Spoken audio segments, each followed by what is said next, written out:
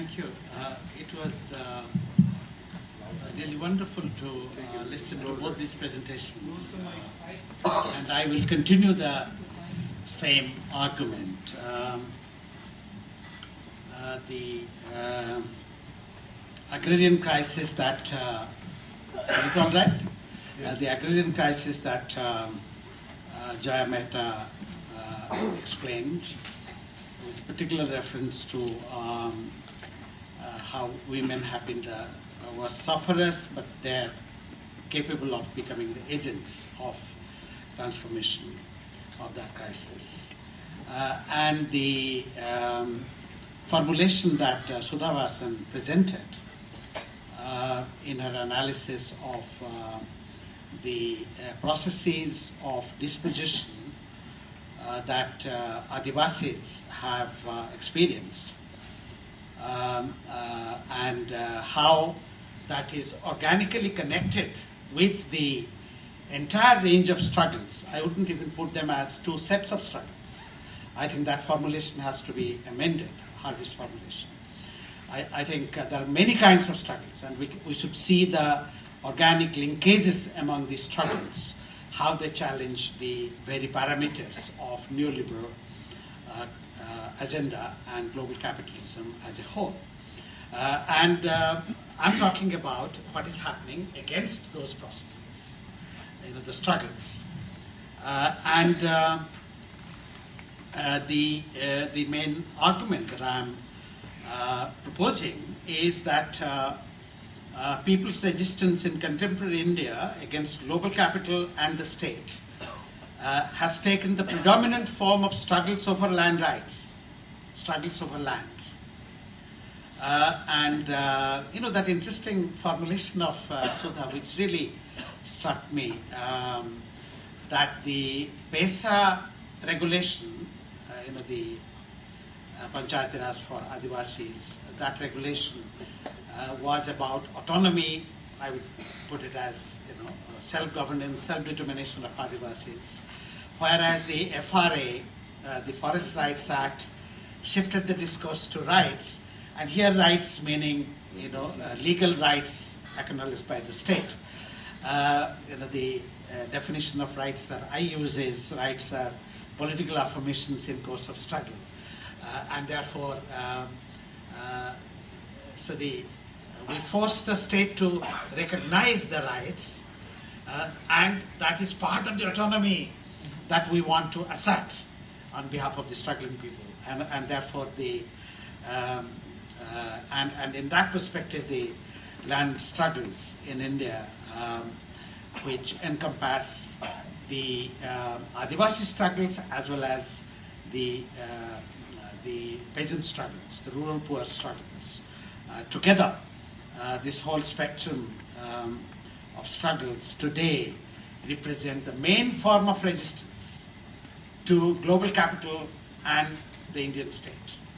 The tragedy, however, is that the dominant political parties do not consider that as the main reference point for their politics or policy responses.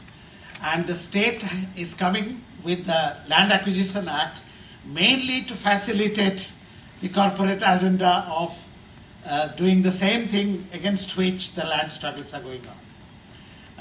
And I have a point here also for the left, which I will conclude with, namely that, and this is again something Sudha hinted at, that a section of the left thinks that such struggles are private property right-oriented struggles, property right-oriented struggles, and not quite progressive.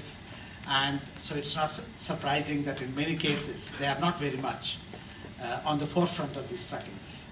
Though, as I will point out, the Poska resistance in Jagatsinghpur is led by a CPI leader. So they have some hesitation, as she put it also, about owning up these land struggles.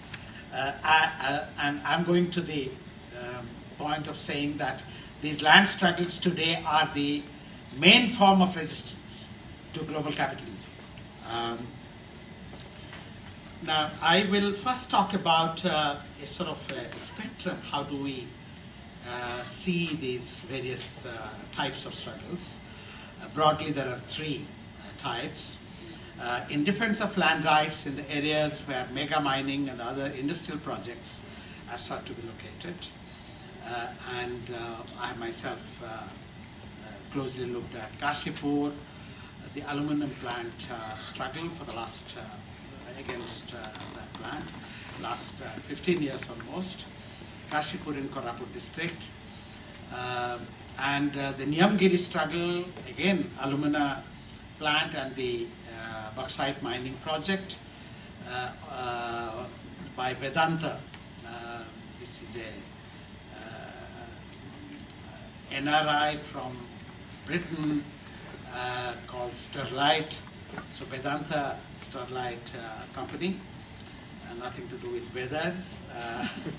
The Kalinganagar steel project of the Tatas, where the big incident of land acquisition took place on the 2nd of January 2006, and police fired upon the protesting Adivasis, in which 14 Adivasis were killed. And then the much in the news, Jagat Singhpur POSCO resistance area. And the POSCO resistance movement, in fact, civil liberty groups had I was part of that group, had a visit just 2 weeks ago to the POSCO resistance area. Now, and there are similar movements in Chhattisgarh, in Jharkhand, against steel and mining projects. So the mega mining projects are one big range of projects, similar in scale like the dams. Then the second category, I just put in one sentence like the dams, because actually the anti-dam movement led by the Narmada Bachao Andolan has set out the parameters and all the fundamental issues, or most of the fundamental issues in this debate. The second category is the movements against special economic zones in several parts of India, and we have some very successful but still ongoing movements in Raigad, in Maharashtra. Incidentally, all these movements have been peaceful, non-violent. The Raigad movement demanded a referendum in which it won. Then it had a petition to the courts, and the movement won in the Supreme Court, and still the project has not been abandoned. The Ambani led special economic zone project in Raigad has not yet been abandoned, so that is going on. But the latest in this kind of land acquisition is the Delhi-Mumbai Industrial Corridor project, 1,500 kilometer long and 300 kilometer wide. That whole area, they want to take over land and hand them over to private companies, and this, so there is a massive mobilization against that project.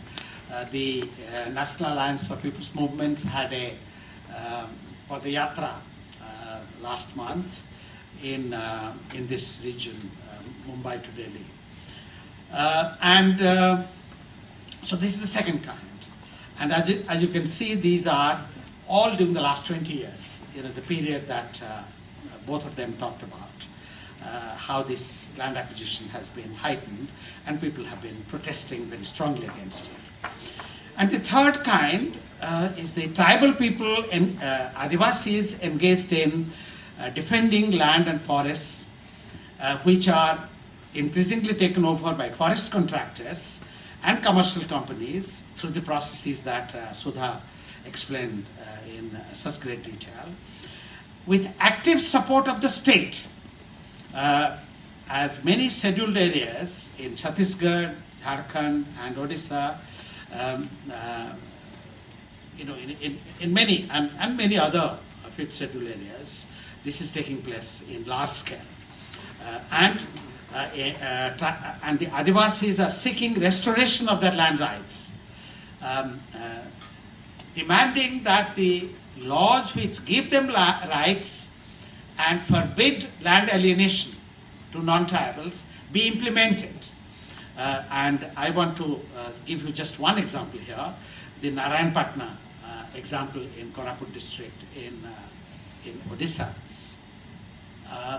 This is the case, many people should study it very carefully, because from Naxalbari to Narayanpatna, how the process has grown and has acquired many dimensions, yet focusing on land rights of the tribe of the Adivasis, which are being taken over by the state and corporate, and led by the sort of anti-Adivasi interests.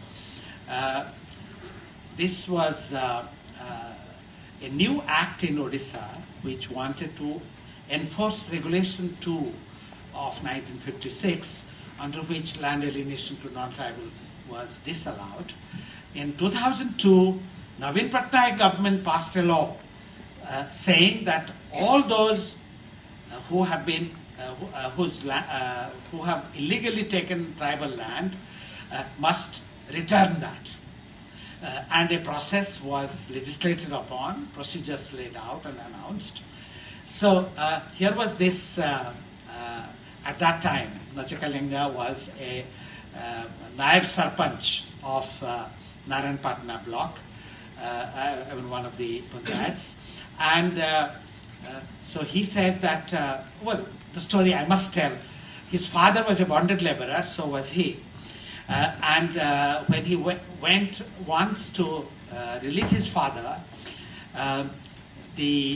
with the money for which the father was bonded, the money lender said, no, it is not that much, that little. Now it is 3 times that much, according to the agreed conditions. So the next year he went with 3 times that money, put the money in front of him, pulled his father away, and brought him home. And then he made it a point to campaign against bonded labor. Then fought election, won as Naib Sarpanch. As Naib Sarpanch, he started mobilizing and demanding return of tribal land and end to bonded labor. And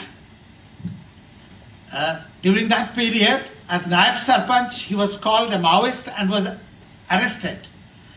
And in 6 months' time, when the case came up in court, the court declared him, innocent, and the charges were false.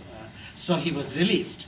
And now he set up the Chasimulia Adivasi Sangh and mobilized, and did get linked with one of the Naxalite groups in an advisory capacity kind of thing. Garnath Patra, then Kanu Shangal was alive, his group. And was their advisor. But they announced that they will be, and they very clearly said they were not supporting the Maoist party. This was announced, and he reiterates it every time he comes to the open and meets the press, even now. Now, because they wanted to implement the law passed by the government. So they prepared a list of land taken over illegally by non-tribals, and they gave this list to the government and said that if this was not done, this land was not returned, they would have a march to occupy that land. So at the end of May 2009, they had this march and occupied. The then SDO and the collector of Koraput did not stop them or arrest them. They said that we will take up your case with the government. And the negotiations were going on between June and October. October 2009, already Chidambaram's green hunt was announced and CRPF arrived, and then the story became something else. Combing operation, RS, and when in October that year they went with a petition to the police station saying that why should you have CRPF here having combing operations. The CRPF fired upon them and 2 Adivasis were killed. And then, since then, they have gone underground, and that is a combing operation. It is now almost a forbidden area. It's very difficult to visit that area, though some civil liberty groups have gone and given reports. So Narayanpatna represents the third kind, which is also the issue in Chhattisgarh, Jharkhand, and much of central India. Adivasi land and forest being taken over by state and corporate interests. And if you remember the FICCI report on Central India development prospects 3 years ago, this is what they wanted. They wanted that the areas should be cleared of the Naxalites, only then investment can go to that area. Then, of course, you have the regular urbanization related land takeover and so on. So now how has the state responded to these movements? The state regards the anti-displacement movements as anti-development, within quotes, and resorts to a whole range of strategies, of which repression is the main strategy. But also manipulation. There are groups. Just 2 weeks ago we were stopped by the Prof group. They also had a lot of people, and so on. And everywhere they have some groups supporting the projects, and of course the Salwa Judum kind of approach, having armed groups to support the projects and oppose the Adivasis or the peasants fighting against such projects. Now, I think reference has been made to laws. I think some of these laws are welcome, but they are essentially to facilitate the neoliberal agenda. This neoliberalism with the human face, it is like Rahul Gandhi's address to the CII yesterday. So that is the human face they want to show through these laws, because they are not structural interventions at the root of these problems. They are not restoring land rights. They are not giving autonomy to the Adivasis and the farmers to design their own strategy, to defend their rights over natural resources, the rights over labor and how to utilize their labor rights. They do not address the 2 basic issues, namely defense of land rights, which are threatened by the neoliberal extractive development strategy.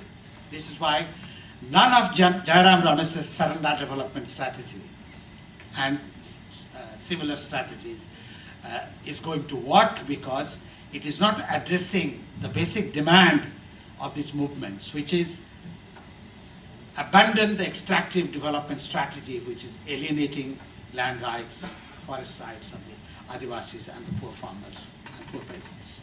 1, and 2, the basic human rights of struggling people. So there is arbitrary arrest wave. There are 120 Narayanpatna Adivasis who are in